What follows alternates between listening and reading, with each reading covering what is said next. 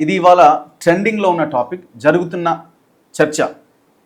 కేటీఆర్ వెళ్ళి హరీష్ రావుని కలవడం, కవిత కేసీఆర్కి వ్యతిరేకంగా స్టేట్మెంట్స్ ఇచ్చారు అన్న కొన్ని వ్యాఖ్యలు, వీటి నేపథ్యంలో ఏదో జరుగుతోంది. కొంతకాలం వరకు ఇదంతా కూడా ఒక డ్రామా కావచ్చు, ఒక స్కెచ్ కావచ్చు, ఒక పొలిటికల్ స్ట్రాటజీ కావచ్చు అన్న ఒక చర్చను లేవనెత్తిన వాళ్ళు కూడా ఏదో జరుగుతున్నది అన్న ఒక చర్చను ఇప్పుడు బలంగా వినిపిస్తున్నారు. అసలు ఏం జరుగుతోంది డిస్కస్ చేద్దాం. నా ముందు తెలంగాణ రాష్ట్ర సమితి వ్యవస్థాపకులు వి ప్రకాష్ గారు ఉన్నారు, రాజకీయ విశ్లేషకులు కూడా. బీఆర్ఎస్ గవర్నమెంట్ హయాంలో ఆయన కూడా ఈ నీటిపారుదల రంగం వీటికి సంబంధించిన దాంట్లో కార్పొరేషన్ చైర్మన్గా పనిచేశారు. మాట్లాడదాం. ఆయనకి చాలా విషయాలు తెలిసి ఉంటాయి, ఎందుకంటే కేసీఆర్కి దగ్గరగా అన్ని అంశాలని దగ్గరగా చూశారు కాబట్టి. మరి పొలిటికల్ అనలిస్ట్ లాగా మాట్లాడతారా, కేసీఆర్ పదవి ఇచ్చింది కాబట్టి కేసీఆర్ ఫ్యామిలీకి అనుకూలంగా మాట్లాడతారా అన్నది మనం ఈ ఇంటర్వ్యూ ద్వారా ఒక క్లారిటీ వస్తుంది మనకి. నమస్తే ప్రకాష్ గారు. నమస్తే రఘు. సో మిమ్మల్ని పొలిటికల్ అనలిస్ట్ అనాలా, బీఆర్ఎస్ లీడర్ అయితే అనొద్దా అనాలా? నేను అంటే బీఆర్ఎస్ పార్టీ ఫౌండర్ చాలా కాలం క్రితం నేను 2008లో పార్టీ జనరల్ సెక్రటరీకి మెంబర్షిప్కు కూడా అప్పుడు రిజైన్ చేశాను.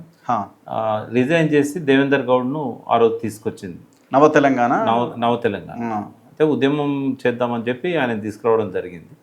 తర్వాత నేను కొద్ది రోజుల్లోనే ఆ పార్టీ నుంచి కూడా బయటకు వచ్చి దిలీప్తో కలిసి తెలంగాణ విమోచన సమితి పెట్టాం. దిలీప్ అండ్ బెల్లయ్య నాయక్. ఓకే. అది ఎన్నికల తర్వాత 2009 ఎన్నికల తర్వాత కొద్ది రోజుల్లోనే ఈయన నిరాహార దీక్ష జేఏసీ రావడం. ఆ జేఏసీలో డిఫరెన్సెస్ వచ్చినాయి. దిలీప్ ఏమో ప్రజా సంఘాల జేఏసీ పెట్టాడు బెల్లయ్య నాయక్తో కలిసి, నేనేమో కోదండరాం జేఏసీలో నేను మెంబర్గా వచ్చాను. ఓకే. సో కొంతకాలం అట్లా అయిన తర్వాత మళ్ళీ కేసీఆర్ గారు ఆయన నన్ను పిలిచారు. పిలిచిన తర్వాత అప్పటి నుంచి ఆయనతో పాటే పార్టీలో ఏ బాధ్యతలు తీసుకోకుండా ఆయనతో పాటు కొనసాగుతూ వచ్చాను. తెలంగాణ వచ్చినాక ఒక 6-7 మంత్స్ తర్వాత గవర్నర్ కోటాలో ఎమ్మెల్సీ ఆఫర్ చేశారు.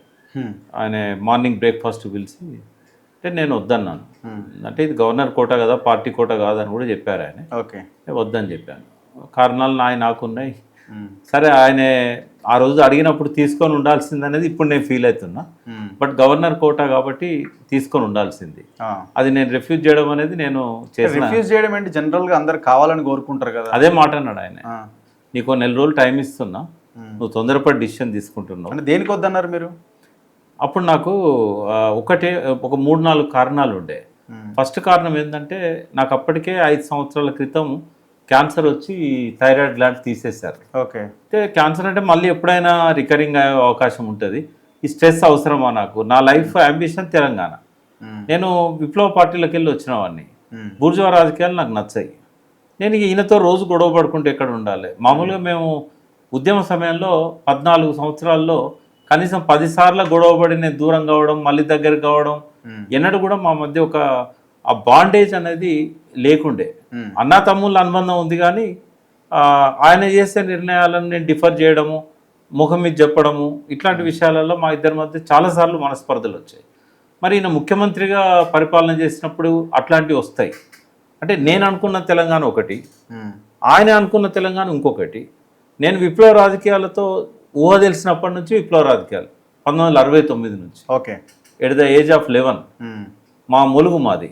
ఓకే. ములుగు విప్లవోద్యమానికి పుట్టిల్లు. అక్కడి నుంచి నా మైండ్ సెట్ అంతా ఈ బూర్జువా రాజకీయాలకు వ్యతిరేకంగా పెరిగిన వాడిని. అధికారంలోకి వాళ్ళు వచ్చినాక అందులో నేను ఇవ్వడం అనేది సాధ్యం కాదు. కాబట్టి నేను కొద్దిగా అయిష్టంగానే ఆ నిర్ణయం చెప్పాను నాకు వద్దు అని. తర్వాత ఆరోగ్య కారణం ఒకటి, ఇది ఒకటి, 2 కారణాలు. మూడవది ఏంటంటే, నా లక్ష్యాలు వేరే ఉన్నాయి రఘు. ఈ పాలన ఇదంతా కాదు. ఒక కారు దొరికింది, కారులో డ్రైవర్ కూర్చున్నాడు, ఆయన నడిపిస్తాడు. ఇంకా మనకెందుకు అది? మనం ఈ సమాజంలో రాజకీయాలకు అతీతంగా చేయాల్సిన ఉన్నతమైన లక్ష్యాలు కొన్ని ఉన్నాయి. ఉదాహరణకు ఆరోగ్యం గురించి ఏ సిలబస్ చెప్పాడు, ఏ తల్లిదండ్రులు చెప్పాడు, ఏ డాక్టర్ చెప్పాడు. రోగం వస్తే మందులు ఇస్తారు, ట్రీట్మెంట్ ఇస్తారు. ఆరోగ్యం అనేది ప్రధానంగా పెట్టుకోవాలి. రెండవది, చరిత్రను వక్రీకరించారు మొత్తం బ్రిటిష్ కాలం నుంచి కూడా. భారతదేశ చరిత్ర బాలగోపాల్ గారు నాతో అనేవాడు. ఇప్పుడు మేమిద్దరం ఒక ఎర్లీ డేస్లలో ఇద్దరం ఫ్రెండ్స్ కూడా. అయితే ఈ భారతదేశ చరిత్రనంతా తప్పుగా రాశారు, నాకు అది తిరిగి రాయాలని ఉంది ప్రకాష్ అన్నాడు. లాస్ట్లో కూడా అన్నాడు ఆయన, ఆ పని చేయకుండా చనిపోయాడు అర్ధాంతరంగా. అది ఈ పని అన్నది చేద్దాము అని చెప్పి అనుకున్నా. తర్వాత స్పిరిచువాలిటీ పట్ల నాకు కొద్దిగా ఇంట్రెస్ట్ వచ్చింది, ఆధ్యాత్మికం అంటే నాట్ దేవుడు ఇదంతా కాదు. Brain power, sub conscious mind దాని పవర్, ఇవన్నీ లక్ష్యాలనే నాకు ఎందుకు నేను ఈయనతో టైం వేస్ట్ చేసుకోవాలి. కానీ పదవి తీసుకున్నారు కదా కార్పొరేషన్ చైర్మన్. అది ఎప్పుడు అంటే 2.5 years తర్వాత. అదే సందర్భం అంటే ఆయన ఒక పెళ్ళిలో కలిసి నన్ను తీసుకొని కార్లో కూర్చోబెట్టుకొని, నువ్వు ఇంతకాలం ఉద్యమంలో ఉన్నావు, నువ్వు ఏం చేయలేకపోతున్నావు, అందరేమో నన్ను తప్పు పడుతున్నారు, ఇప్పుడు వదిలేసినావు అని నన్ను అంటున్నారు, నీకు ఇష్టమైతే ఏదైనా తీసుకో కార్పొరేషన్ అంటే. వాటర్ అంటే నాకు బాగా ప్యాషన్. ఓకే. ఆయనకు కూడా నీళ్ళ గురించి మొదటి రోజులలో అన్ని ప్రాజెక్టుల గురించి చెప్పింది నేనే. అంతేనా? పైసలు ఏమన్నా గట్టిగా వస్తాయని ఏమన్నా వాటర్ మీద పడ్డారా? పైసలు రావు కదా. మీకు ఒక ఆశ్చర్యకరమైన విషయం చెప్తాను. నేను చైర్మన్గా ఇరిగేషన్ డిపార్ట్మెంట్లో బాధ్యత తీసుకున్నా కదా. నేను 7 సంవత్సరాలు 6.5 సంవత్సరాల పైన ఉన్నా. ఒక్క కాంట్రాక్టర్ వచ్చి బోకే ఇవ్వడం కానీ మాట్లాడడం కానీ ఎన్నడూ జరగలేదు. ఏ కాంట్రాక్టర్ ఎన్నడూ రాలేదు. కాళేశ్వరం డబ్బులు ఏమి మీ దరిదాపులోకి నాకు వాళ్ళు ఏమి ఇచ్చారనుకుంటున్నాను, గ్రౌండ్ వాటర్ ఒకటి, తర్వాత water and land management institute, ఏది వాలంటరీ, అది రీసెర్చ్ ఇన్స్టిట్యూట్. తర్వాత చెక్ పవర్ ఎవరికి ఉంటుంది, అక్కడ డైరెక్టర్ జనరల్ నాడు, ఇక్కడ డైరెక్టర్ అన్నాడు. పోనీ నేను ఏమన్నా సైనింగ్ అథారిటీ అంటే ఫైల్స్ నా త్రూ ప్రాసెస్ కావు, ఎందుకంటే చైర్మన్ పోస్ట్ లేదా రెండిట్లో. ఓకే. లేనప్పుడు ప్రాసెస్ చేయాల్సింది నేను కాదు. కాబట్టి వాళ్ళు కనీసం నా మాట కూడా ఎన్నడూ వినలేదు. అక్కడ డీజీ కానీ, ఇక్కడ నా చైర్మన్, ఇక్కడ నా డైరెక్టర్ కానీ. కేవలం ఏంటంటే నా నాలెడ్జ్ని వాళ్ళకు ఒక ఇన్పుట్ లాగా ఇవ్వగలిగిన. ఇప్పుడు అక్కడ రైతులకును ఇంజనీర్లకు శిక్షణ ఇచ్చేది, అక్కడ నా నాలెడ్జ్ని నా క్లాసుల రూపంలో చెప్పగలిగింది. ఇంతకుమించి నేనేం చేయలేదు. గ్రౌండ్ వాటర్లో దేశంలో మొదటిసారి ఇప్పటిదాకా నీళ్ళని తీయడానికి బోర్లు వేస్తాం, నా ఆధ్వర్యంలో నీళ్ళని లోపలికి పంపడానికి బోర్లు వేసాం. ఆయన రూపాయి బడ్జెట్ ఇవ్వలేదు. జోషి గారికి నాకున్న సత్సంబంధాల వల్ల నేను పోయి ఆయన దగ్గర 70 కోట్లు తెచ్చి ఆ ఒక్క ప్రాజెక్ట్ చేయగలిగిన. అది కూడా కాంట్రాక్టర్స్ ఎవరు రాలే.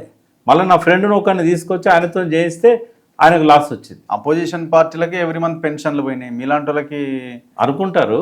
వాస్తవంగా చెప్పాలంటే ఐజాన్ టుడే నేను చాలా కోటికి పైన అప్పుల్లో ఉన్నా, ఉన్నా ఇన్కమ్ లేదు అసలు. కేసీఆర్ పక్క నుండి అదే అందరూ ఆశ్చర్యపోతారు, ఎందుకంటే నేనేం సెటిల్ చేసుకోలేదు. ఆయన ఎప్పుడు ఒక ఫైల్ ఇచ్చి నాకు ఇది చేయమని అడగలేదు, ఎవరికేం కూడా చెప్పింది లేదు.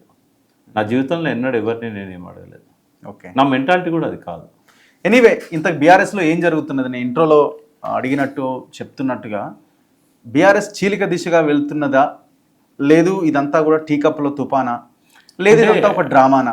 ఒక్కటి రావు. ఇప్పుడు బయట ఉన్న వాళ్ళకే రేవంత్ రెడ్డి ముఖ్యమంత్రి అయిన తర్వాత తీర్మాన్ మల్లన్నకు కావచ్చు, లేకుంటే జగ్గారెడ్డికి కావచ్చు, ఎక్స్ప్రెస్ చేసిన వాళ్ళిద్దరు, ఇంకా చాలామందికి మేమెందుకు ముఖ్యమంత్రి కాకూడదు అనే ఒక డిజైర్ అనేది వచ్చింది. రేవంత్ రెడ్డి కాగా మేము కాలేమా, ఎవరు ఎక్స్పెక్ట్ చేయలేదు రేవంత్ రెడ్డి ముఖ్యమంత్రి అయితే. అటువంటి సిచ్యువేషన్లో పార్టీలో ఉన్న సీనియర్ నాయకులకు కేసీఆర్ తర్వాత మేమెందుకు కాకూడదని కోరిక వస్తే ఆశ్చర్యం ఏముందల్లా? కామన్గా వస్తుంది. ఆ కామన్గా వచ్చే కోరికే ఉన్నది అందరిలో. అదేమన్నా ఆ కామన్గా వచ్చే ఆ కోరిక నుంచి అది ఎక్కడెక్కడికో వెళ్తుందా అంటున్నా. పార్టీ అంతా అటు ఇటు అవుతున్నదా అంటే ఎట్లుంటుంది అంటే, ఇప్పుడు ఫస్ట్ పాయింట్ ఏంటంటే వాళ్ళకు కూడా నేను మీ ద్వారా చెప్తున్నా, నేను ప్రేక్షకులకే కాదు, కేసీఆర్ హెల్దీగా ఉన్నంతకాలం ఇంకా 2 టర్ములు కానీ 3 టర్ములు కానీ ఆయన ఎవ్వరికీ ముఖ్యమంత్రి పదవి ఇవ్వడు 100% ఇవ్వడు. రెండవది, ఒకవేళ ఆయన ఇవ్వాలనుకున్నట్టయితే అయితే ఇద్దరు పోటీ ఉంటారు, అయితే కవితనా కేటీఆర్. అంతేనా? హరీష్ రావు గారికి అయితే ఆయన ఇవ్వడు, అస్సలే ఇవ్వడు, ఎట్టి పరిస్థితులు ఛాన్సే లేదు. కొడుకు కాదంటే కూతురు, వాళ్ళిద్దరిని కాదని అయితే ఆయనకి ఇవ్వడు. వీళ్ళిద్దరు ఇట్లోనే ఉంటుంది పంచాయతీ అంతా. కాబట్టి ఇద్దరు బలోపేతం అవుతున్నారు. ఆయన వర్కింగ్ ప్రెసిడెంట్గా తనకున్న ఆ హోదాను ఉపయోగించుకొని తను అన్ని దిక్కులో ప్రూవ్ చేసుకోవాలనుకుంటున్నాడు. ఫస్ట్ టైం కాన్ఫరెన్స్, ఒక పెద్ద కాన్ఫరెన్స్ ఆయన ఆధ్వర్యంలో ఆయన నమ్మకస్తులు, ఆయన కుడి ఎడమ భుజాలు లాంటి వాళ్ళని ఇన్ఛార్జీలో పెట్టి ఆయన సక్సెస్ చేయగలిగాడు. కవిత తన జాగృతితోనే ఎంటర్ అయింది. ఆమె పార్టీలోకి నేరుగా మెంబర్షిప్ తీసుకొని పార్టీ మనిషిలాగా రాలే కదా, ఆమె జాగృతితోనే ఎంటర్ అయింది. అదే పద్ధతిలో ఆమె తన ఫోర్స్ తనకుంది, తన జాగృతి నెట్వర్క్ అంతున్నది. అదే నెట్వర్క్తో పబ్లిక్ ఇష్యూస్ తీసుకొని కొట్లాడుతూ ఉంది. ఇప్పుడు ఇక్కడ హరీష్ రావు కూరలో కరివేపాక మీరు అన్నట్టు హరీష్ రావు ఏంటంటే మామకు ఒక లాయల్ అల్లుడు, అంటే బానిసనాలా? బానిసనద్దు, మరేమన్నా ఆయన ఏంటంటే రాజకీయ జీవితం అంతా కూడా కేసీఆర్ గారితో వచ్చింది. ఎందుకంటే వీళ్ళిద్దరు లేనప్పుడే, వీళ్ళిద్దరు చిన్న స్టూడెంట్స్గా ఉన్నప్పుడు, ఇంటర్మీడియట్ డిగ్రీ చదువుతున్నప్పుడే ట్రాన్స్పోర్ట్ మినిస్టర్ కేసీఆర్ గారు ఉన్నప్పటి నుంచి కూడా హరీష్ రావు గారు తన చదువును అన్నింటిని వదిలేసి ఆయనతోనే ఉన్నాడు. తర్వాత తెలంగాణ ఉద్యమం పెట్టేటప్పుడు కూడా నేను ఇన్నయ్య గారు 2000 సంవత్సరంలో కేసీఆర్తో ఇనీషియల్ డిస్కషన్స్ రోజు నుంచి ఫస్ట్ కాల్ నాకు హరీష్ రావు గారే చేశారు. నేను చంద్రశేఖరరావు గారి అల్లుడిని, మేనల్లుడిని, నా పేరు హరీష్ రావు, మిమ్మల్ని మామయ్య కలవాలనుకుంటున్నాడు, మీరు ఎక్కడ ఉంటారు అని అడిగాడు. సరే నేనే మామయ్యను వచ్చి కలుస్తాను అని చెప్పి నేను తర్వాత చెప్తాను ఎప్పుడు వచ్చేదని నేను పోలేగా. పోకపోతే మళ్ళీ రెండోసారి మళ్ళీ జయశంకర్ సార్ ఫోన్ చేసి అమెరికాలో ఉంటే ఆ ప్రకాష్ను కలుస్తానంటే టైం ఇస్తలేడు అంటే ఆయన ద్వారా మళ్ళీ నేను పోయినాను. సో ఆ రోజు నుంచి కూడా హరీష్ రావు గారు ఫీల్డ్లో ఉన్నారు. నేను ఒక బ్లాంక్ స్టేట్మెంట్ ఇవ్వగలుగుతాను, హరీష్ రావు గారు లేకుంటే టీఆర్ఎస్ పార్టీ ఆ స్థాయికి వచ్చేది కాదు. ఎందుకంటే కేసీఆర్ గారు మెంటరు, సిద్ధాంతకర్త, ఆయన మంచి వ్యూహకర్త, ఎత్తుగడలేయడంలో ఆయన మించిన వాళ్ళు లేరు. కానీ అమలు చేసేది ఎవరు గ్రౌండ్లో?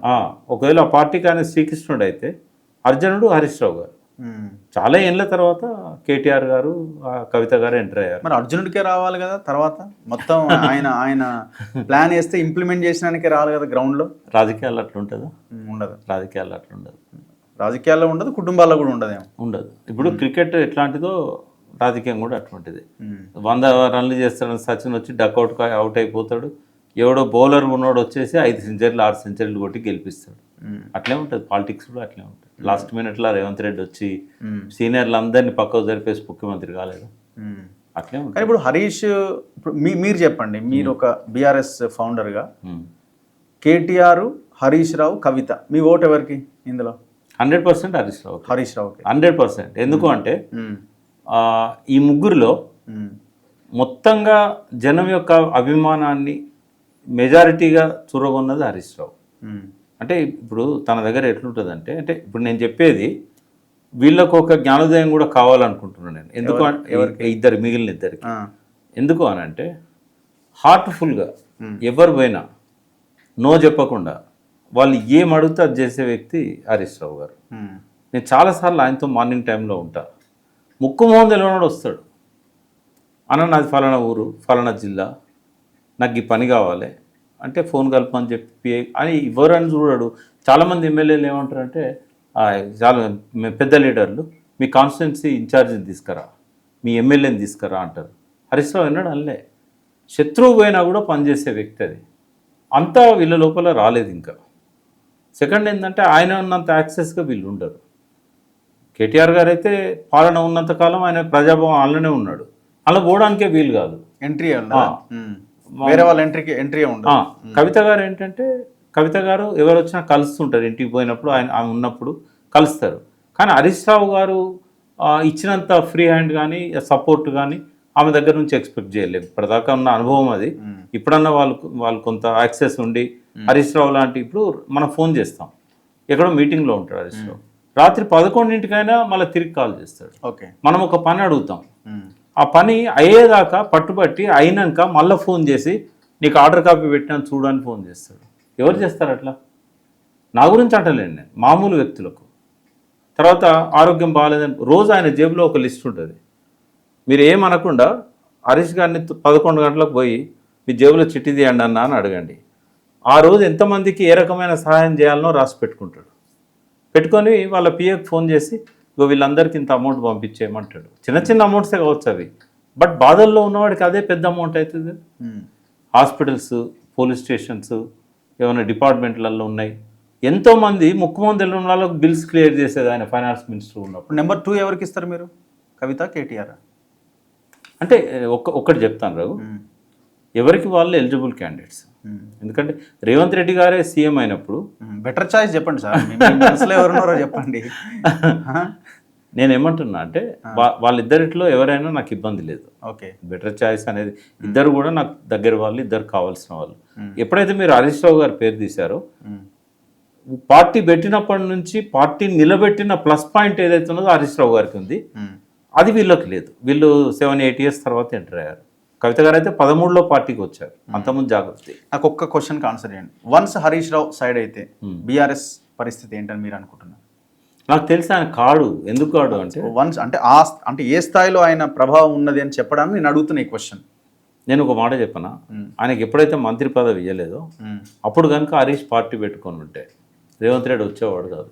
డిఎంకే అన్నా డిఎంకే లాగా ఈ ఇద్దరే, ఒకరు ప్రతిపక్షం ఒకరు అధికార పక్షం ఉండేవాళ్ళు. అంత వేవ్ వచ్చింది ఆయనకు మంత్రి పదవి ఇవ్వనప్పుడు, ఆయన పక్కకు పెట్టినప్పుడు అంత వేవ్ వచ్చింది. బట్ ఆయన అప్పుడు కూడా మాలాంటి వాళ్ళని పోయి అడిగినాం, ఏమన్నా ఆలోచిస్తున్నావా? ఏం ఆలోచించేది లేదు, నన్ను ఊరికే ఇంట్లో పని మనిషిగా పెట్టుకుందామన్నా నేను చేస్తా తప్ప నేను వేరే ఆలోచన లేదు నాకు అని అన్నాడు. ఇప్పటికి కూడా హరీష్ రావు అదే అభిప్రాయంతో ఉంటాడా?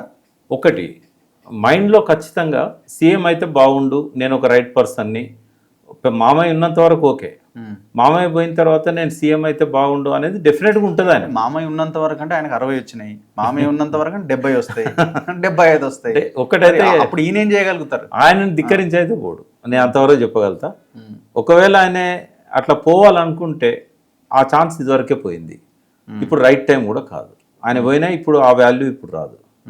ఇక కేటీఆర్ విషయంలో ఏంటంటే ఆయన సెక్యూర్డ్ పొజిషన్. కేసీఆర్ ఎప్పుడు దిగిపోవాలన్నా కూడా ఇప్పటి వరకు ఉన్న వాళ్ళల్లో నెక్స్ట్ ఆప్షన్ కేటీఆర్ ఉంటాడు. గతంలోనే ఒకసారి ఆ వాదన వచ్చింది, మినిస్టర్స్ అంతా కూడా బయటకు వచ్చి కేటీఆర్ గారి ఆయనకి ఇవ్వాలి అనేది కూడా వాళ్ళు చెప్తే ఆ రాష్ట్ర కమిటీ మీటింగ్కి నేను పోయినాను. కేసీఆర్ గారు కోపంతో వచ్చారు ఆ మీటింగ్కి. ఆయన సహజ పద్ధతికి భిన్నంగా ఆ రోజు కోపంతో వచ్చి మైక్ పట్టుకొని మొదలు పెట్టడమే ఫస్ట్ డైలాగ్. పార్టీ పెట్టడం అంటే పాండవ పెట్టుకోవడం అన్నట్టు డైలాగ్తో మొదలుపెట్టి, నేనే ముసలోడిని అయినా, నాకు వయసు ఉడిగిందా, నేనేమన్నా అనారోగ్యం పాలైనా, మంచం మీద ఉన్నానా, నాకు పాలన చేత కాదా, ఎందుకు మీ మంత్రులే కొంతమంది మైక్ ఎక్కి అరుస్తున్నారు, మైక్ పట్టి. విషయం ఏంటి? కేటీఆర్ మీద నమ్మకం లేకనా, లేకపోతే తను పవర్ హంగర్, నాకు నేనే ఉండాలి అన్నది ఇదా? సార్ నేనేం చెప్పినా మీకు నచ్చకపోవచ్చు, బట్ ఆయన మనసులో తెలంగాణ తేవడం కంటే కూడా తెచ్చిన తెలంగాణను అన్ని రంగాలలో అభివృద్ధి చేసి ఒక భారతదేశానికి ఆదర్శంగా నిలపాలి అనేది ఒక ప్రధానమైన లక్ష్యంగా ఉంది. బట్ ఆయన అనుకున్న స్వప్నాలు లక్ష్యాలు నాకు తెలుసు, అలా 50% కూడా పూర్తి కాలేదు. ఆ లక్ష్యాన్ని నీరుగార్చింది, నెరవేర్చకుండా చేసింది కొడుకు బిడ్డేనా? లేదు. ఎవరు మరి? బడ్జెట్ వాస్తవంగా ఏంటంటే ప్రతి పని కూడా ఆర్థికంగా నిధులు సమకూర్చుకోవాలి. కేసీఆర్ చేసిన గొప్ప కాంట్రిబ్యూషన్ ఏంటంటే, అప్పుల గురించి మీరు చాలామంది చెప్తుంటే వినుంటారు, ఇన్ని లక్షల కోట్ల అన్ని లక్షల కోట్లని. ఆయన భారతదేశంలో ఏ ముఖ్యమంత్రి చేయని విధంగా 62,000 కోట్ల ఆదాయము 62 సంవత్సరాల కాంగ్రెస్ అండ్ టీడీపీ పాలన మన తెలంగాణకు వచ్చింది. 1952లో బూర్గుల రామకృష్ణరావు దగ్గర నుంచి 2014 వరకు కూడా 62 సంవత్సరాల్లో తెలంగాణ ఆదాయం 62 కోట్లు. కేవలం 9.5 సంవత్సరాల్లో 2,20,000 కోట్ల ఆదాయానికి పెంచగలిగిండు. అంటే వీటి మీద చేసిన అప్పులన్నీ వడ్డీలన్నీ కూడా సంవత్సరానికి ఒక 60,000 కోట్లు కాదు, ఈ 60,000 కోట్ల కంటే 3 రెట్ల ఇన్కమ్ను ఆయన పెంచిండు. ఎట్లా పెంచగలిగిండంటే అప్పులలో 85% క్యాపిటల్ ఇన్వెస్ట్మెంట్కు పెట్టాడు ఆయన. అంటే మనకు ప్రొడక్టివ్ సెక్టర్లో పెట్టాడు 85% తెచ్చిన అప్పులలో. 4,17,000 కోట్లు పబ్లిక్ డెప్ట్, ఇది ఎఫ్ఆర్బిఎం పరిధిలో ఉండేది. దాదాపు 1,70,000 కోట్లు కార్పొరేషన్స్, ఇవన్నీ కలిపితే మనకు ఒక 6 లక్షల కోట్లు అవుతుంది. 72,000 కోట్లేమో అంతకుముందు మనకు విభజన వల్ల వచ్చిన అప్పులు. కాబట్టి 6 లక్షల కోట్లు పెట్టి 85% ప్రొడక్టివ్ రంగంలో పెట్టడం వల్ల 62,000 కోట్ల నుంచి 2,20,000 కోట్లకు ఆదాయం పెరిగింది. ఈ గ్రోత్ ఫార్చునేట్లీ ఇండియాలోనే కాదు, ఆ పీరియడ్లో వరల్డ్లో కూడా ఇది రికార్డ్. ఇది ఏ దేశం కూడా 3 రెట్ల ఇన్కమ్ని ఆ 9.5 సంవత్సరాల్లో చూడలేదు బికాజ్ ఆఫ్ కోవిడ్. సో ఇప్పుడు కవిత ఒక స్టేట్మెంట్ ఇచ్చారు, మీరు చెప్పిన యాంగిల్కి చాలా డిఫరెంట్. తలసరి ఆదాయంలో ఒక జిల్లా ఒక దగ్గర ఉంటే ఇంకో జిల్లా ఇంకొక దగ్గర, పెద్దోడు అయిపోయాడు, పేదోడు అయిపోయాడు, ఆర్థిక అసమానతలు చాలా విపరీతంగా ఉన్నాయని చెప్పారు. అండ్ దాంతోపాటు భౌగోళిక తెలంగాణ వచ్చింది, సామాజిక తెలంగాణ రాలేదని మాట్లాడారు. వాస్తవం అది. సో 10 yearsగా ఎవరు అధికారంలో ఉన్నారంటే సేమ్, అందులో కవిత కూడా భాగస్వామి. అవును. సో ఆమె కేసీఆర్ని టార్గెట్ చేస్తూ చేసిన వ్యాఖ్యలుగానే కనిపిస్తున్నాయా మీకు? ఆమె లేదు సంబంధం లేదంటారా? నేను కేసీఆర్కి ఎజెండా ఫిక్స్ చేస్తుందని అనుకుంటున్నా. ఎవరు? కవిత. మీరు చాలా డిప్లొమాటిక్గా బీఆర్ఎస్ లీడర్గా బీఆర్ఎస్ కేసీఆర్ దగ్గర వ్యక్తిగా మీరు ఆన్సర్ చేయొద్దు. కాదు పొలిటికల్ అనలిస్ట్ గానే పూర్తిగా చెప్పేది నిన్ను. ఇప్పుడు యాంకర్ కు ఒక కన్విక్షన్స్ ఒక పర్టికులర్ సిద్ధాంతం పెట్టుకొని ఉన్నాడు అనుకో, నో అలాంటిది మాకు ఉండనే ఉండదు. డిస్కషన్ ఇట్లే అవుతుంది. అయితే కవిత విషయంలో ఏంటంటే ఆమె జైలు పోయి వచ్చిన తర్వాత దాని నుంచి బయటపడడానికి డెఫినెట్గా ఆమెకు ఒక ఐడెంటిటీ క్రైసిస్ అనేది వచ్చింది. ఆ క్రైసిస్ నుంచి బయటపడడానికి ఆమె చాలా ప్రయత్నాలు చేసింది. అందరూ ఇప్పుడు దాదాపు మర్చిపోయారు ఆ విషయాన్ని. ఆమె చేస్తున్న యాక్టివిటీస్ మీదనే ఫోకస్ వచ్చింది. ఇవాళ ఆమెతోనే ఆ ఎజెండా ఫిక్స్ చేయించుకుంటున్నది బహుజన వర్గాలు. ఎందుకు అనంటే ఇవాళ సామాజిక చైతన్యం పెరిగింది. మాకు మా వాటా మాకు కావాలి, మేమెంతో మాకంతా అనే నినాదం వచ్చింది. బీసీ గాలి ఇప్పుడు వీస్తున్నది. మొన్న ఎలక్షన్స్లో కానీ అంతకుముందు కానీ మీలాంటి వాళ్ళు, మీరు తీన్మార్ మల్లన్న లాంటి వాళ్ళు ఆ చైతన్యాన్ని బాగా ప్రోత్సహించారు, ప్రేరేపించారు. ఇవాళ ఎవ్వరు కాదన్నా కూడా ఎవరు ముఖ్యమంత్రి కావాలనుకున్నా, ఎవరు కొత్త పార్టీ పెట్టినా బీసీ వాదాన్ని పక్కకు పెట్టలేరు. అవును, కాబట్టి ఆమె క్యాచ్ చేసింది దాన్ని. సరే సార్, క్యాచ్ చేసింది నేను కాదనట్లేదు. ఇప్పుడు ఆ జాగృతి పోస్టర్లో కేసీఆర్ ఫోటో లేకపోవడము, అంతకుముందు ఉండడము, ఈ టైం ఇప్పుడు కేసీఆర్ నచ్చిన స్టేట్మెంటేనా కవిత ఇచ్చిన స్టేట్మెంట్? మీరు చెప్పండి. ఇప్పుడు పాలకులు ఇప్పుడు మొన్నటిదాకా పవర్లో ఉండి స్టేట్మెంట్ ఇచ్చేసరికి ఎవరిని అంటున్నారు మీరు అనే ఒక క్వశ్చన్ వస్తుంది కదా. సరే వస్తుంది, దాన్ని ఎట్లైనా మనం డిఫైన్ చేయొచ్చు, ఎటైనా అన్వయించుకోవచ్చు. బట్ నేనేమంటున్నా అంటే తనకంటూ తన బలగాన్ని ఆమె పెంచుకుంటున్నది, అదైతే ఫ్యాక్ట్. అదే అంటున్నాను. ఆమెకి ఒక అంబిషన్ ఇప్పటికిప్పుడే ఆమె స్ప్లిట్ చేయాలనో లేకపోతే ఆమె రేపు అడ్జస్ట్ కాదనో నేను చెప్పలేను.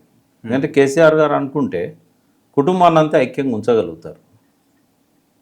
ఏమో ఆయన చేతిలో లేదేమో, ఆయన చేతిలో ఉన్నారా వీళ్ళంతా? వినే పరిస్థితిలో ఉన్నారా వీళ్ళంతా? వినకపోతే నష్టపోయేది ఎవరు? అట్లా అనుకోరు కదా. మేము బలంగా ఉన్నాం, మా దగ్గర డబ్బులు ఉన్నాయని అనుకుంటారు కదా.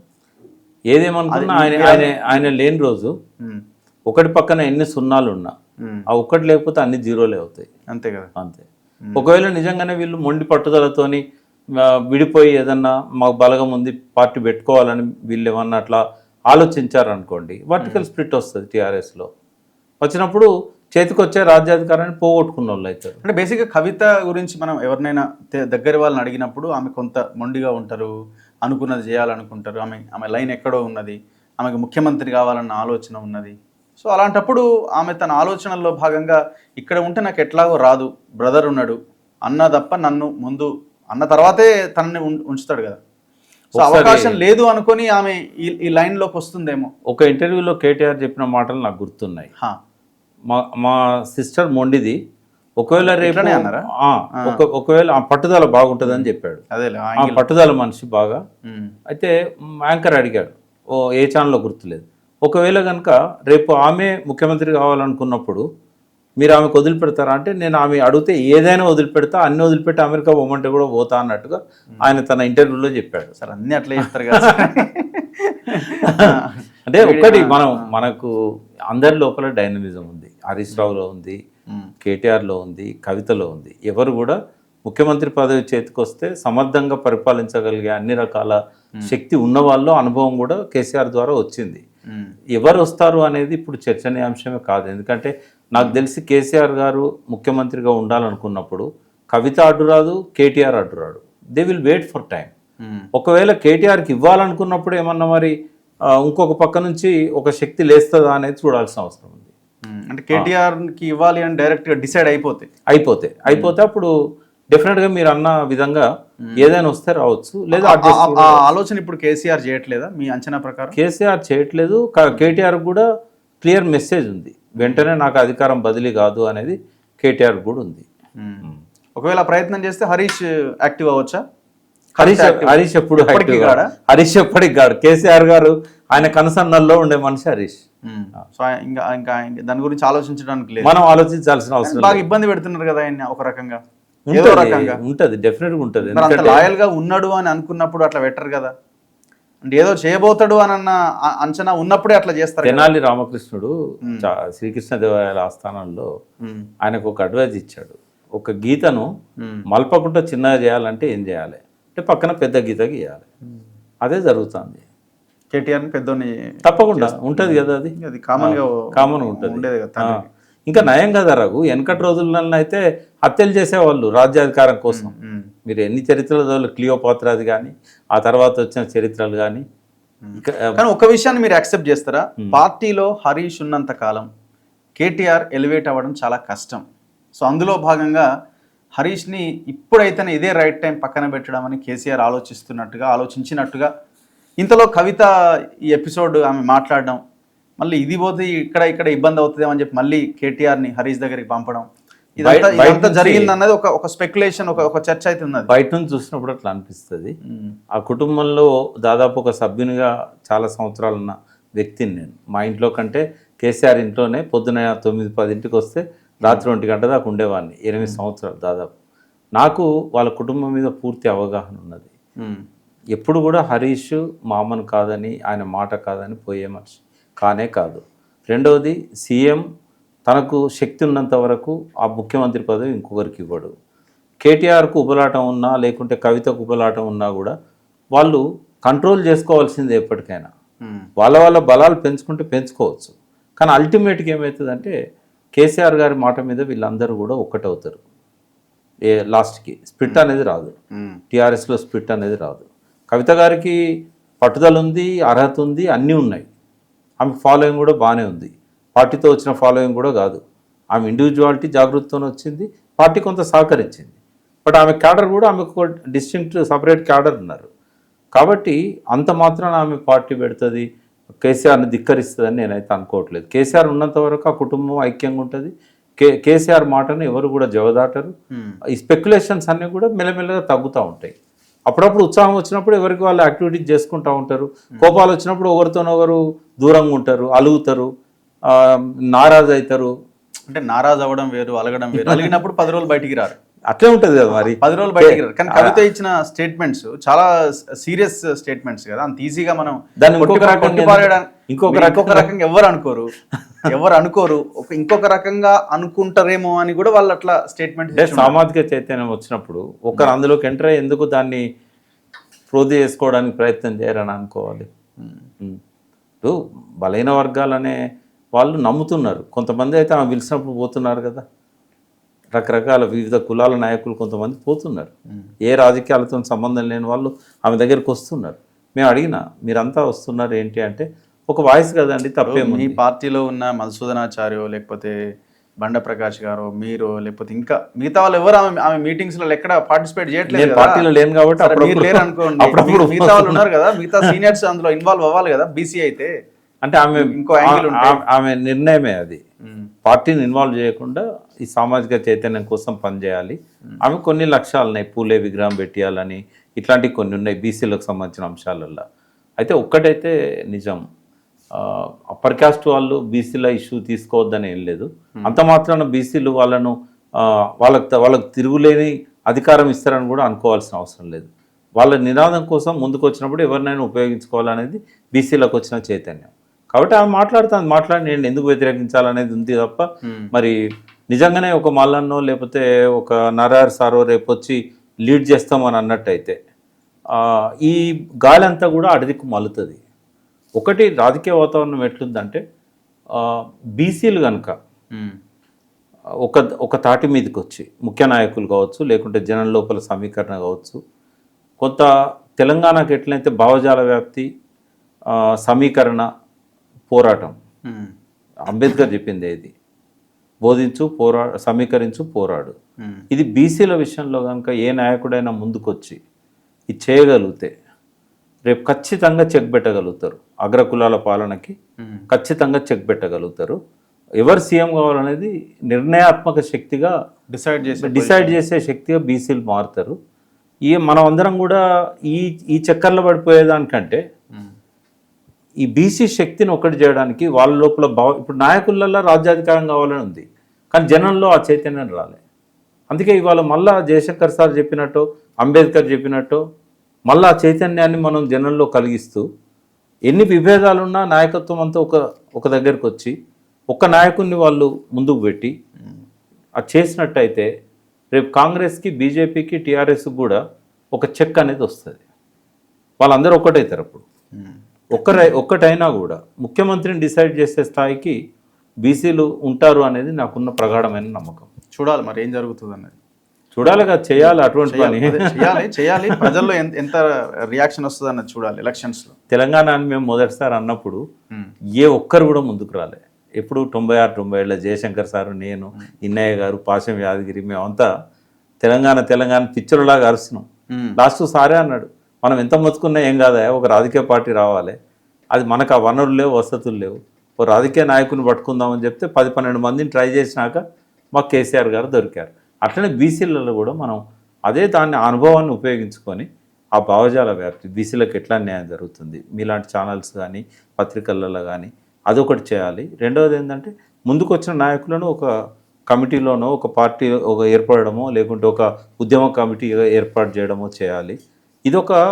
ఈ సిద్ధాంతాన్ని మనం ముందుకు తీసుకుపోకపోతే ఇంకా వీళ్ళ అని వాళ్ళ గురించి మాట్లాడుకుంటే తప్ప మన గురించి మాట్లాడే కూడా ఉంటాడు. ఇప్పుడు బీఆర్ఎస్గా ఉండాలని మీలాంటి వాళ్ళు కోరుకుంటున్నారా, టీఆర్ఎస్ కావాలని కోరుకుంటున్నారా? వ్యక్తిగతంగా నా అభిప్రాయాన్ని అడిగినట్టయితే ఆయన చాలా తొందరపడి పెట్టాడు ఆ పార్టీని. అదే కొంప ముంచిందా? అదేమన్నా కారణమా? ఒక కారణమా? ఒకసారి నువ్వు కూర్చుంటే 26 కారణాలు చెప్తాను నేను బీఆర్ఎస్ ఓటమికి. అందులో ఒక కారణం పార్టీ పేరు మార్చడం, దాంట్లో తెలంగాణ తీసేయడం. అంటే వాస్తవంగా దేశవ్యాప్తంగా కేసీఆర్ లాంటి నాయకుడు కావాలని నేను అంటే. ఎందుకు అంటే ఒక విజనరీ, ఆయన అన్నిటి మీద అధ్యయనం చేయగలిగే అది ఉంది, అవగాహన ఉంది. కాబట్టి ఆయన భారతదేశ నాయకుడు అయితే నేను గర్వపడతా. బట్ ఏమైందంటే ఎక్కడ ఏ రకమైన ప్రిపరేషన్స్ లేకుండా తొందరపడి ఒక్క కోయిల ముందే కూర్చుంది అన్నట్టుగా ఆయన పార్టీ అనౌన్స్ చేసేసాడు. ఒక్క రాష్ట్రంలో కొంతమంది బస్సులు వేసుకొని వచ్చి మీరు రావాలి మా ఊర్లను కలపాలన్నంత మాత్రాన భారతదేశ పార్టీగా మనగలగలుగుతుందా? ఇంకోటి అనుభవాలనే కదా మనకు. ఎన్టీ రామారావు లాంటి వాడే జాతీయ పార్టీ పెట్టి ఫెయిల్ అయ్యాడు, కరుణానిధి పెట్టి ఫెయిల్ అయ్యాడు, జయలలిత అనుకున్నది ఫెయిల్ అయింది, అక్కడ అటుపక్కన ఎన్సీపీ పెట్టి ఫెయిల్ అయ్యాడు, ఎంతోమంది పెట్టి ఫెయిల్ అయ్యాడు. లింగ్డోనా మణిపూర్లో ఒక అతను ఉండే మన స్పీకర్, ఆయన కూడా పెట్టి ఫెయిల్ అయ్యాడు. మమతా బెనర్జీ అనుకున్నది ఫెయిల్ అయింది. జాతీయ పార్టీ అంటే అంత ఈజీయా? తొందరపడి పెట్టి ఎలక్షన్ల ముందు ఇక్కడ ఇది పోగొట్టుకోవడానికి కారణమేంటి? ఆయన చాలామంది నన్ను అన్నారు, అసలు ఇక్కడనే సక్కలేదు, దేశమంతా ఏం ఉద్ధరిస్తారు అని అన్నారు. మీరన్నా చెప్పండి సార్కు అని అన్నారు. అంటే ఆయన అప్పుడు ఎవరు చెప్పినా వినిపించుకునే స్టేజ్లో లేడు ఆయన. ఆ సెకండ్ టర్మ్లో ఆయన చేసిన చాలా తప్పులు ఆయన ఓటమికి కారణమైనవి. ఇంటెలిజెన్స్ కూడా ఆయనకు సహకరించలేదు. ఇంటెలిజెన్స్ ఎందుకు అంతా సేమ్ వల్లనే పెట్టుకున్నారు, సేమ్ కమ్యూనిటీ, సేమ్ మనుషులు. ఆ మనుషులకు ఇంటెలిజెన్స్ కింద ఉన్న క్యాడర్ కరెక్ట్ ఇన్ఫర్మేషన్ ఇస్తారని ఎందుకు అనుకోవాలి? ఎందుకంటే వాళ్ళ మాటల్ని సర్వేలు చేయించుకున్నారు, రకరకాల సర్వేలు. ఆయన ఒక్క పీకేని ఎంబడి పెట్టుకుంటే అధికారంలోకి వచ్చాడు. పీకే చెప్పింది కూడా వింటే అధికారంలోకి వచ్చాడు. ఆయన చెప్పింది కూడా వినలేదు కదా. 40 మంది ఎమ్మెల్యేలు పక్క పెట్టమన్నాడు కదా. కేటీఆర్ గారు కూడా పెట్టమన్నారు కదా, హరీష్ రావు పెట్టమన్నారు కదా. ఎవరు చెప్పినా వినలేదు ఆయన. ఓన్లీ వన్ మ్యాన్ అంతే. ఆయన డెసిషన్స్. ఆయన ఏమనుకున్నాడంటే 40 మంది పోతారు అంటున్నారు కదా, 105లో 40 పోతే ఏమైతే 65 ఉంటారు కదా అనుకున్నాడు. బట్ అది ఉండదు కదా. దాని ఇంపాక్ట్ అందరి మీద ఉంటుంది. బార్డర్ లైన్ అంతా చేంజ్ అయిపోతుంది కదా. కనీసం అలాంటి వాళ్ళని కూర్చోబెట్టుకొని ఏదైనా అడ్వైస్ తీసుకున్నా కూడా కరెక్ట్ గైడ్ చేసేవాళ్ళం. ఇంకేం రీజన్స్ ఉన్నాయి? మెయిన్ రీజన్స్ ఇప్పుడు 1 అవర్ పడుతుంది అంటే నేను రాశాను. ఓకే, అంటే ఎప్పటికైనా నేను ఒక హిస్టరీ రాస్తా కదా. నేను రాసిన పుస్తకమే ఇప్పుడు Group 1, Group 2 వాళ్ళకి తెలంగాణ ఉద్యమాల చరిత్ర. ఇవాళ వాళ్ళకి ఎగ్జామ్లో 150కి 140 రాసిరా అంటున్నారు కదా బయట. మా చరిత్ర పెట్టలేదు ఒక్కడు గుర్తుపెట్టుకోవాలి రాదు. ఉద్యమాల చరిత్ర అంటే వ్యక్తుల చరిత్ర కాదు. రాయగలిగిన వాళ్ళ పేర్లను రాసినారా? ఒక్కటి రావు. ఇక్కడ నాకు ఒక మైనస్ పాయింట్ ఏంటంటే వీళ్ళంతా విద్యార్థులు. అప్పుడు ఎవరైతే ఇప్పుడు అన్నారో అసలు వాళ్ళ చరిత్రను వాళ్ళు రాసుకోలేదు. నీకు ఇంకొక మాట చెప్తా, 150 సంవత్సరాల్లో తెలంగాణ గడ్డ మీద ఎంతో నెత్తురొలికింది, ఎన్నో రక్తసిక్త ఉద్యమాలు జరిగినాయి. ఎవ్వరు కూడా వాళ్ళ చరిత్రను రాసుకోలేదు. ఓకే, లాస్ట్కి నేనే దేవులపల్లి వెంకటేశ్వరరావు గారితో నేను చివరి రోజుల్లో 4 ఏళ్ళు కలిసి ఉన్నా. ఆయన అండర్గ్రౌండ్లో ఉండే. ఆయనతో అన్నాను, నేను చరిత్రను మీరు చేసింది మీరు ఎందుకు రాసుకోరు? మీరు విఫలమైన చరిత్రే కావచ్చు, దాని నుంచి అనుభవాలు తీసుకొని రాయాలి కదా. అంటే ఆయన ఏమన్నా నా వయసు అయిపోతుంది, నాకు పనులు బాగున్నాయి అంటే అప్పుడు నేనే ఐడియా ఇచ్చి ఇంకో లక్ష్మారెడ్డి గారని ఉండే, మేమిద్దరం కలిసి క్యాసెట్లలో రికార్డ్ చేసి తెలంగాణ ప్రజల సాయుధ పోరాట చరిత్రను రికార్డ్ చేశాం ఇప్పటికీ. అంటే అదొక బుక్. ఈ తెలంగాణ 69 ఉద్యమం మీదనైతే ఒక ఆదిరాజు వెంకటేశ్వరరావు గారు రాసిన చిన్న బుక్ తప్ప ఏ బుక్ లేదు. మళ్ళీ నేను రాసిందే ఇప్పుడు శిరోధార్యం. అన్నీ ఉన్నాయా? విమలక్క గారి పోరాటము అన్ని రాశాను. నాకు తెలిసినంత వరకు రాశాను. చరిత్ర అంటే ఏంది, నేను క్రియేట్ చేసేదా?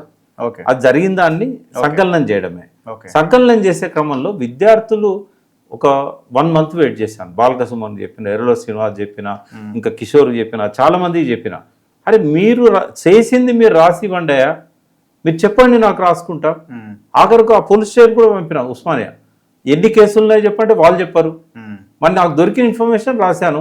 ఇప్పటికైనా చెప్తున్నా, ఇదొక షేమ్ అన్నట్టు విద్యార్థి ఉద్యమాలలో.